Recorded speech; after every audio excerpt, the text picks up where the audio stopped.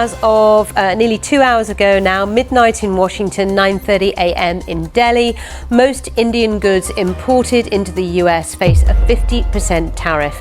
Initially, small tariff on pharmaceuticals, 150%, and then it's going to go to 250% because we want pharmaceuticals made in our country. The shelves are empty. Pharmacies across America are running out of the one thing no family can live without: medicine. And the cause? A silent move from halfway across the world. In August 2025, President Trump thought a 50% tariff on Indian imports would send a message of strength. Instead, it triggered a health emergency.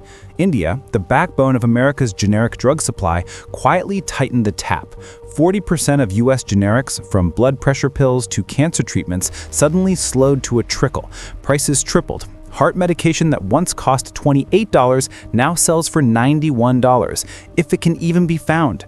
Patients are skipping doses, mothers are rationing antibiotics, and diabetics are walking into pharmacies only to find bare shelves. This isn't just a tariff fight, it's a healthcare siege. And what comes next will shock you. Like and subscribe and keep watching, because the real collapse has only begun. Tariffs are supposed to protect. They're supposed to rebuild factories, shield jobs, and send a message that America won't be pushed around. But Trump's August 2025 move, a sweeping 50% tariff on Indian imports, did none of that. I am doing this for the American people. I'm doing this against the most powerful lobby in the world, probably the drug lobby, drug and pharmaceutical lobby. Instead, it detonated a crisis that every American family now feels at the pharmacy counter. Let's start with the numbers. India supplies 40% of all US generic drugs, the everyday medicines millions depend on for survival. Blood pressure pills, cancer treatments, antibiotics, insulin, even the most basic generics that keep costs manageable for working families. Overnight, that flow slowed to a crawl. Officially, New Delhi denied any retaliation, but shipments were suddenly delayed, inspections piled up, and export licenses took longer to process. Quietly, deliberately, India tightened the lifeline. The results were immediate. By late August, the FDA reported 15 to 20% shortages in generic drugs nationwide. Shelves in Ohio, Michigan, and Pennsylvania pharmacies looked like they'd been stripped bare. Emergency rooms began reporting patients showing up after skipping doses. Pharmacists told stories of seniors breaking pills in half to stretch prescriptions. What was meant to be a show of economic muscle had become a medical chokehold. And here's the devastating irony. Washington thought punishing India would scare it away from buying cheap Russian oil. Instead, New Delhi turned the pain back on America by hitting where it hurt most. Not steel, not software, but the human body itself. Consider one example. A common heart medication, sold for $28 per month, suddenly spiked to $91. For wealthier families, it meant frustration. For working-class Americans, it meant deciding between groceries and staying alive. Insurance providers began raising copays, hospitals sounded alarms, and public anger grew. Every headline screamed the same truth: medicine was becoming a luxury in the richest country on earth. And India wasn't just slowing exports, it was redirecting them. Cargo that once sailed towards US ports was now flowing to Africa, Latin America, and Europe, regions that welcomed cheaper Indian generics as lifelines. In effect, India created a parallel healthcare market, cutting the US out of the supply chain it once dominated. The symbolism was brutal. Patients in Nairobi, Sao Paulo, and Berlin were gaining access, while Americans faced empty bottles. It's just a little bit fast-paced, not much fast. At the same time, Washington scrambled. Emergency meetings lit up the White House Situation Room. Officials spoke of strategic drug stockpiles, but insiders admitted those reserves were thin and outdated. Even if America began rebuilding production, it would take 6 to 12 months just to replace what India had cut off. For patients who need daily insulin or cancer treatments, 6 months might as well be forever. This was more than a policy miscalculation. It was exposure. A $1 trillion healthcare system, long praised as the most advanced in the world, was revealed to be utterly dependent on foreign supply chains. And Trump's tariffs didn't fix the problem, they lit it on fire. But the crisis didn't stop with pharmacies. The entire ecosystem of trust began to collapse. Doctors were suddenly forced to tell patients, "I can't get your medication." Pharmacists began rationing stock, giving families half of what they needed and telling them to make it last. Parents faced the unthinkable. choosing which child got the last antibiotic. In small towns across the Midwest, pharmacies simply put up signs, "Out of stock, check back next week." But there was no next week, and the anger spread. Seniors protested outside state capitals. Advocacy groups demanded congressional hearings. Governors, even Republican ones, blasted Washington for igniting a crisis that left their citizens vulnerable. What was supposed to be an act of American strength was starting to look like a humanitarian failure. And here's the chilling part. India hadn't even officially banned exports. It had simply slowed the flow, just enough to push America into panic. Like a silent siege, New Delhi proved that in modern geopolitics, you don't need tanks or missiles to break a superpower. You just need to cut off its medicine. But that wasn't the whole story, because while America was scrambling to patch its pharmacy shelves, India was moving on, building new alliances, redirecting trade, and reshaping global healthcare in ways Washington never saw coming. While American pharmacies were running dry, another battle was exploding, this time in the tech world, because India's retaliation wasn't limited to medicine. Together with China, New Delhi struck at a symbol of American innovation, the iPhone.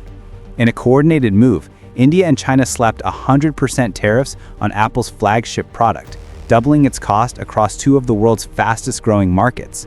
For Apple, the hit was devastating.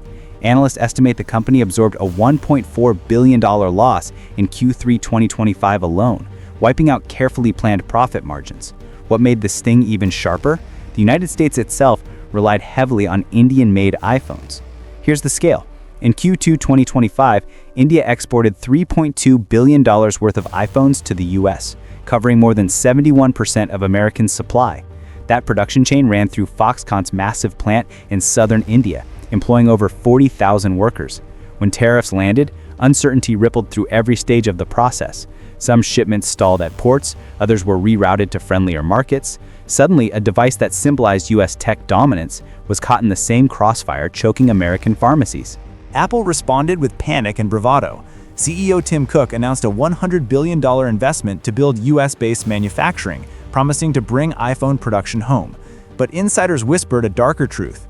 Even if Apple poured billions into new factories, it would take years before they could match the scale of India's supply lines. Meanwhile, consumers faced price hikes of 15 to 20% on new devices, with shortages looming just in time for the fall product launch. So the question became unavoidable. If America couldn't guarantee the supply of medicine or iPhones, what exactly was it securing with tariffs? India, meanwhile, was playing a longer game. While Washington scrambled, New Delhi strengthened its ties with BRICS nations, Brazil, Russia, China, and South Africa. Together they unveiled what Indian media called the Health Belt, a coalition to guarantee affordable drugs and medical supplies across the global south. It was a direct challenge to US influence, framed not with military power, but with life-saving pharmaceuticals. For Africa, Latin America, and parts of Europe, India suddenly looked like a more reliable partner than Washington. The symbolism was powerful. For decades, the US positioned itself as the world's provider of security. Now India was positioning itself as the world's provider of survival, and for many nations, survival trumps security. Back in the United States, the healthcare system grew wider. Insurance premiums jumped. Hospitals faced shortages of cancer treatments, forcing doctors to postpone chemotherapy. Stories flooded the media of diabetics rationing insulin, seniors skipping pills, and parents driving hundreds of miles to find medicine for their children. According to one estimate, American consumers lost $123 billion in purchasing power as prices soared, not just for drugs and iPhones, but for every product tangled in the tariff war. Public anger turned political. Governors from both parties demanded federal relief. Lawsuits piled up as patients accused insurance companies of failing them. Protesters filled the streets of Washington with signs reading, "Tariffs don't heal," and "Medicine, not politics." Even some Republican lawmakers quietly admitted the White House had overplayed their hand. And in India, the response was equally revealing. While farmers in Punjab staged protests against the government's closeness with Washington, the broader political class embraced the standoff. For Prime Minister Modi, standing up to US pressure wasn't a risk, it was a rallying cry. Headlines in Indian newspapers framed the tariffs as proof that the country had finally broken free of American dominance. Globally, the shockwaves were unmistakable. Markets adjusted to a multipolar reality where no single nation could dictate trade. China and India together demonstrated that Washington's economic weapons could be turned back against it. The era of US unilateral leverage was slipping away, replaced by a world of shifting alliances and fragmented supply chains. And for ordinary Americans, that global shift hit home in the most personal way possible. A parent unable to find antibiotics, a worker unable to afford blood pressure pills, a teenager unable to upgrade their phone. Tariffs weren't abstract policy anymore, they were lived reality. But the most chilling revelation still hung in the air. This was only the opening move. If India and China could cripple America's healthcare and tech markets in a single summer, what might they do next? Energy? Food? Critical minerals? The tariff war had started as a show of strength. By September 2025, it was exposing the soft underbelly of American power. And what happened next would leave Washington facing questions it couldn't easily answer. America's pharmacy collapse wasn't just about empty shelves or spiking iPhone prices, it was about something deeper, the fragility of a system that for decades took global supply chains for granted. In one summer, tariffs meant to display strength instead revealed weakness. India and China didn't fire a single shot, yet they exposed how vulnerable the United States has become. This isn't the end of the story. It's the beginning of a larger shift, a world where Washington no longer sets the rules alone, a world where patients, families, and consumers pay the highest price for political gambles. And unless America adapts, the next crisis could be even worse. If you found this breakdown urgent and eye-opening, don't just scroll away. Like this video, subscribe, and hit the bell icon, because what's coming next will shake the global order even more, and you won't want to miss it.